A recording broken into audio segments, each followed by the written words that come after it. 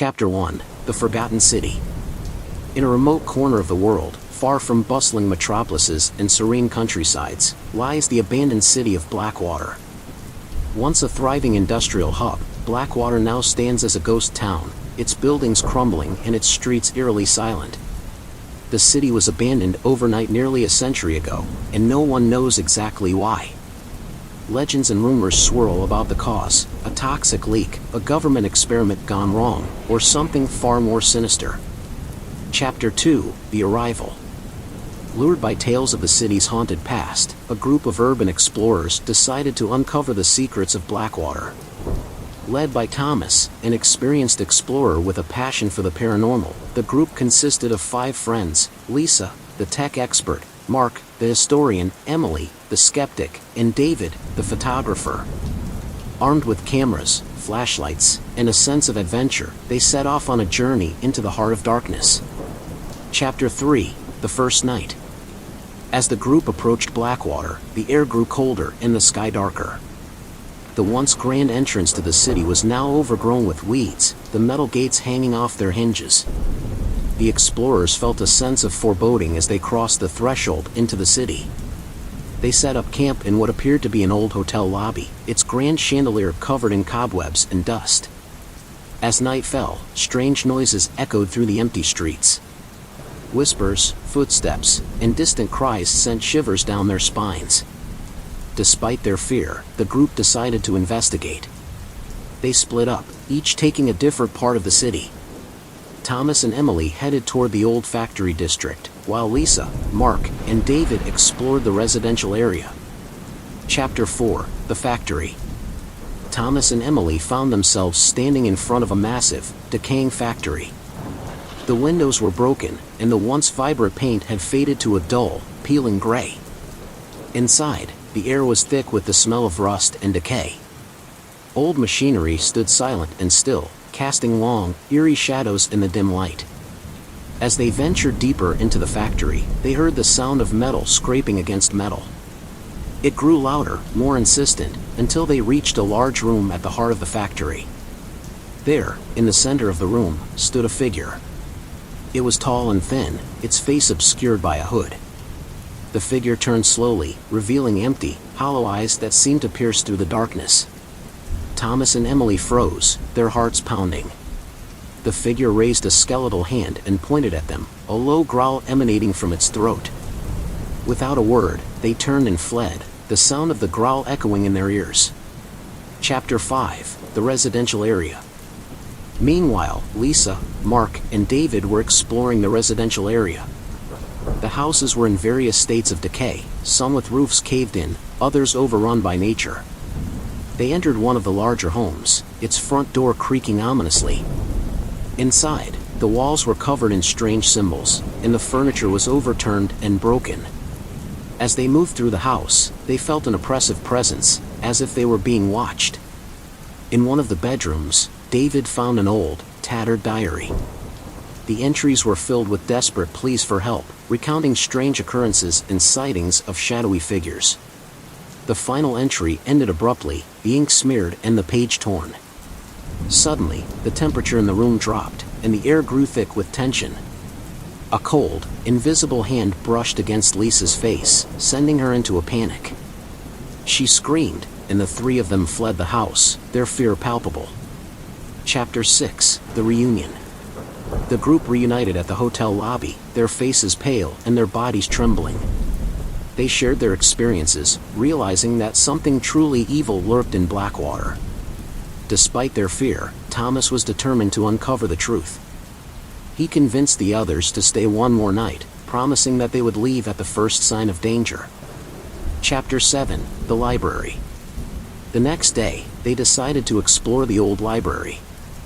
It was a massive building, its once grand facade now crumbling and overgrown with ivy. Inside, the shelves were filled with dusty, forgotten books. The air was thick with the scent of mold and decay.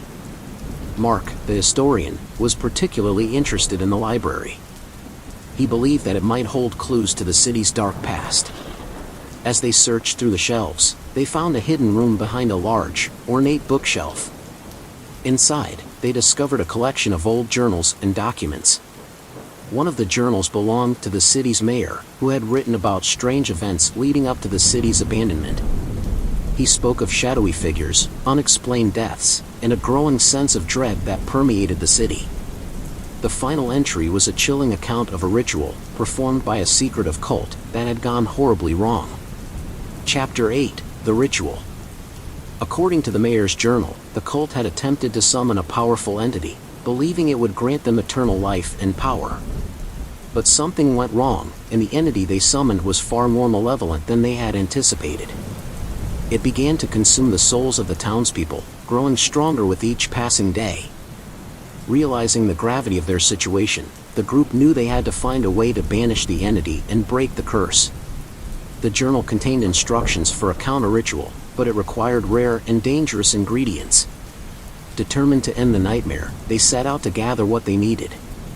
Chapter 9: The Ingredients. The first ingredient was a rare herb that grew only in the darkest part of the forest. Thomas and Emily volunteered to retrieve it, while the others searched for the remaining ingredients. The forest was thick and tangled, the air heavy with the scent of earth and decay.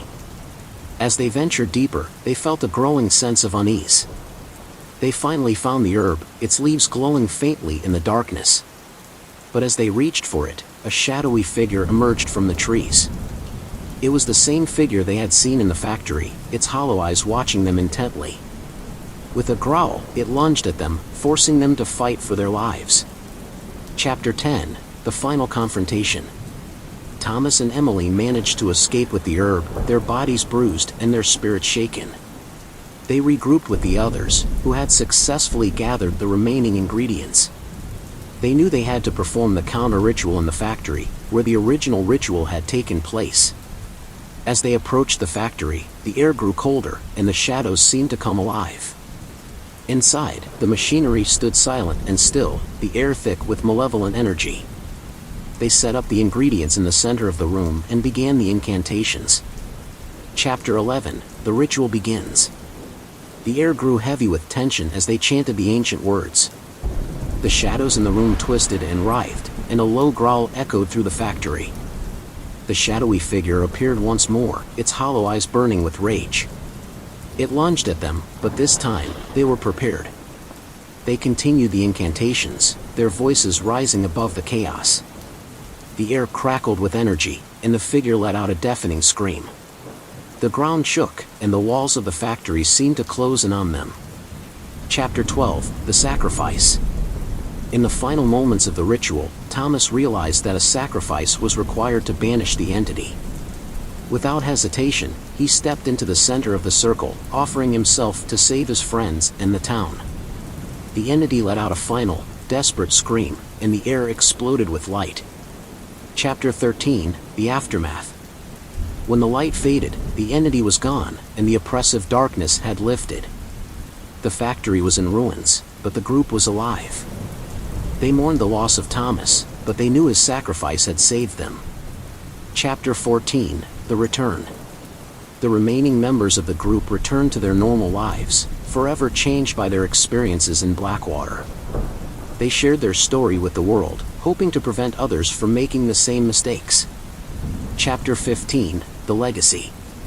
The story of Blackwater became a legend, a cautionary tale of greed and the dangers of tampering with the unknown. The city remained abandoned, a haunting reminder of the dark forces that once held it captive. As the years passed, nature reclaimed Blackwater, its streets overgrown with weeds and its buildings crumbling into the earth. But the memory of the city's dark past lived on, a testament to the power of the human spirit and the dangers of the unknown. And though the shadows of Blackwater had been banished, the echoes of its dark history would never be forgotten. Don't forget to subscribe.